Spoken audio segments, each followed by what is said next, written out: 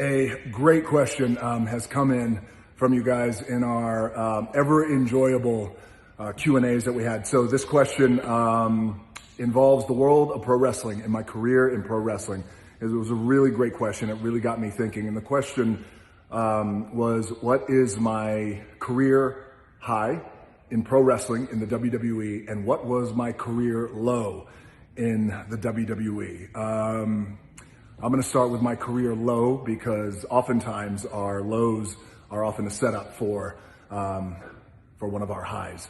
So my low started within about 6 months of me first coming into the company of the WWE. I mean, I came in like a bat out of hell. I mean, I came in like a runaway train rolling down that track. I was this young rookie, baby face, fresh out of University of Miami. I was brash, talking shit. We were national champions, played for the national championship multiple times, and we went down, our teams went down as some of the greatest teams in the history of college football, and I played with some incredible players. But when I got to the WWE,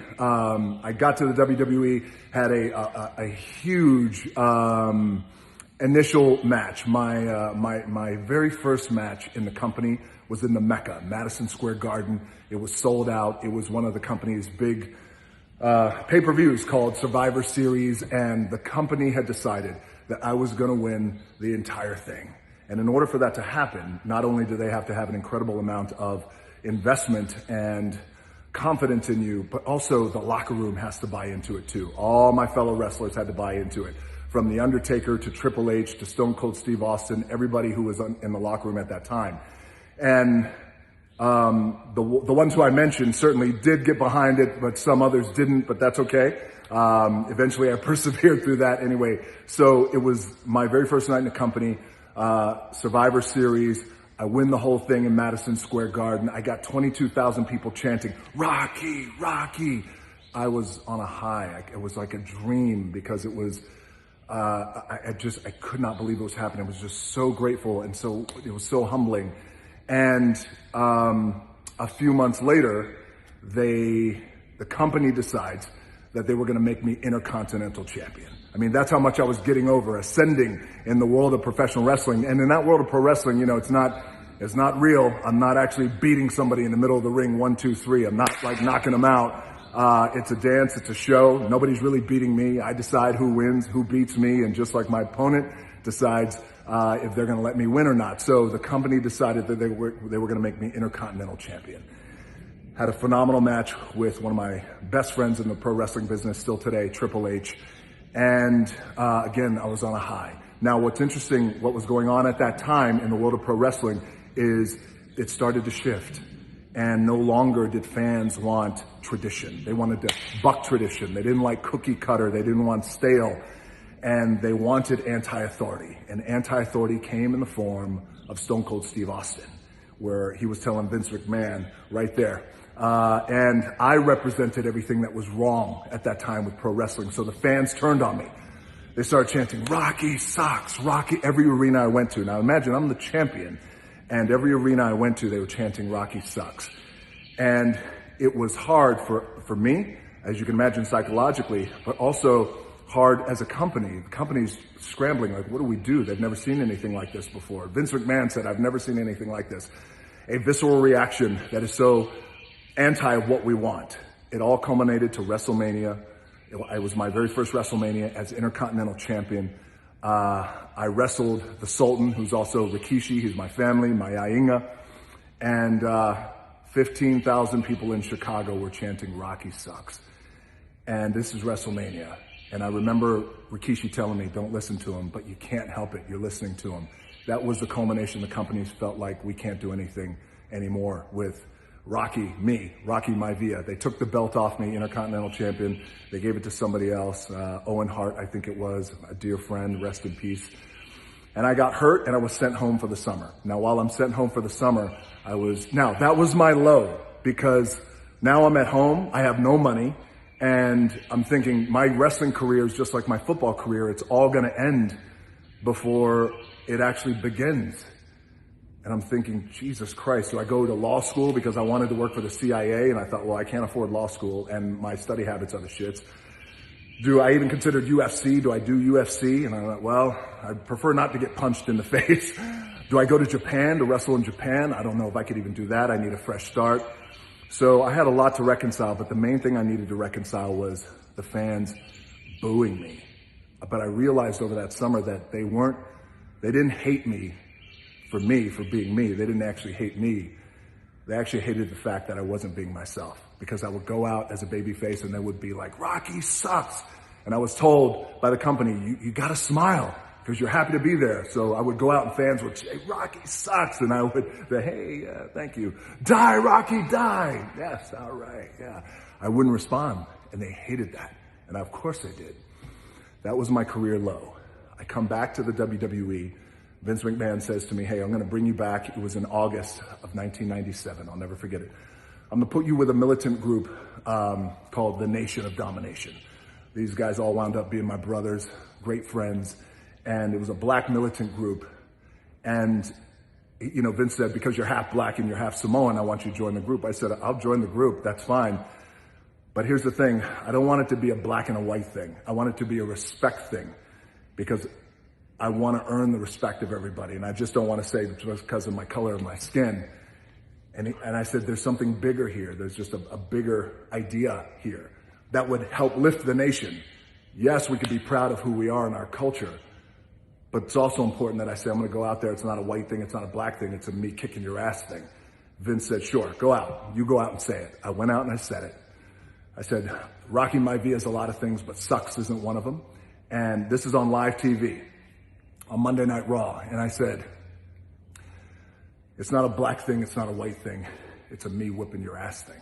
Something to that effect. And I just kept it there, dropped the mic. Fans were kind of booing, kind of chanting, Rocky sucks, but they could feel something. They could feel like a difference because I was just being me. The next pay-per-view I had was in Chicago, the place that booed me out of the building. The Nation of Domination, our music hits, and the Nation of Domination was this badass music. It had a thumping drive to it. We are the Nation of Domination. Boom, ta, boom, ta, ba, ba. Kind of like that. And we would walk out. Now I'm walking out, and just in this syncopated beat, you start to hear 15,000 people. Rocky sucks. Rocky sucks. Rocky sucks. I mean, hard, blowing the roof off the place. I got goosebumps now thinking about that. And I had goosebumps walking to the ring. I get in the middle of the ring. I pause. I want to see what happens to this crowd. Rocky sucks. It got stronger. And all I did, I kind of turn around. I look this way. It got so strong. That place was fucking vibrating, that arena. I knew in that moment that I was in rarefied air, and that rarefied air in professional wrestling is me doing absolutely nothing and having the crowd right there in the palm of my hand. Did nothing. Rocky sucks. Looked at him. Rocky sucks. And all I did was go, no. And when I went home that night, back to the hotel, I realized that I had something special. And I was so elated. And it was like a weight was lifted off my body. It was almost like a resurrection. It was like a religious experience when you catch the Holy Ghost. Because then I realized, now with the people, we can dance. Now with the people, we're gonna have a real relationship. And that's the thing in pro wrestling. I always felt in pro wrestling, as I do in my film career, as I do in my other business ventures, is my relationship, even in social media, especially with social media like this, my relationship with the audience, with the people, with the consumer is just that. It's a relationship. We're gonna have a relationship. And every night I went out in those arenas and they were chanting, Rocky sucks. But the beautiful part about it is they knew that I was responding as a real, authentically, and there was no smiling. I'll smile when I want to smile. I'll laugh when I want to laugh. But the bottom line is, I'm in this rarefied air. And now I also, this is what the fans really understood, is I made sure that I was always going to honor that relationship with the fans, of them chanting Rocky sucks in arenas all around the world. Now, I know that's kind of an abstract way of thinking. It's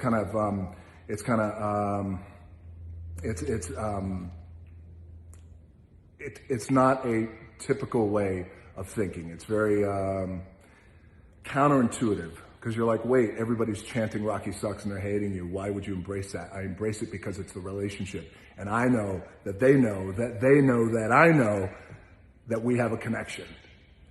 And eventually it got to a place where I just couldn't get booed anymore, as hard as I tried.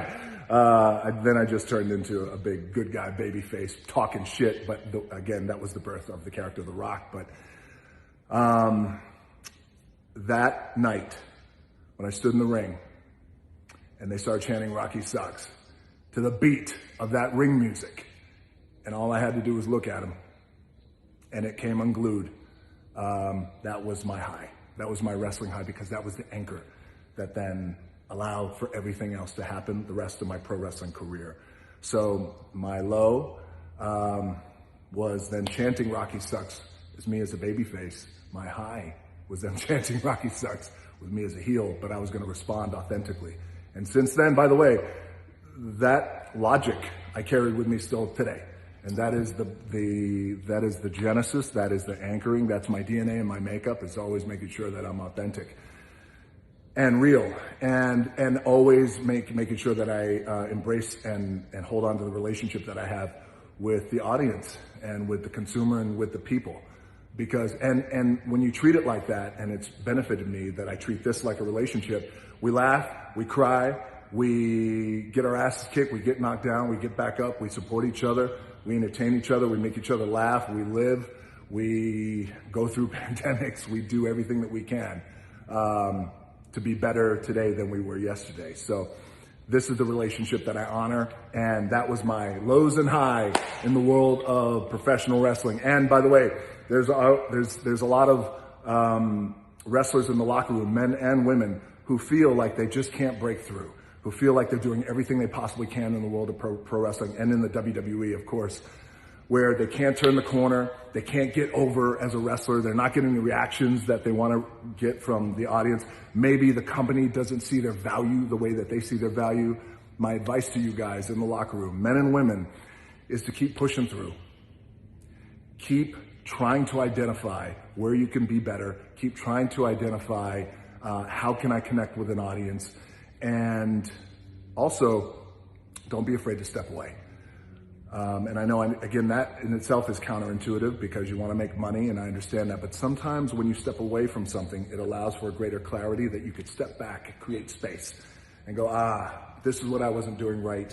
This is where I can improve. This is how I can connect. Maybe you come back as a different character. Maybe you come back with just a couple of tweaks in the kaleidoscope, tweak, and then all of a sudden you have a different view, and the audience has a different view of you. So I would say just keep plugging away, keep pushing through, and if you need to, create some space, walk away, and you might get that clarity. And then you come back, bang, have this amazing relationship with the audience, and the company sees your value the way they should. All right, thank you guys for the Q&As. As always, I appreciate it. And most importantly, I hope you guys are staying healthy, staying safe, staying sane during this time. And I appreciate y'all. And it's a relationship. I honor it.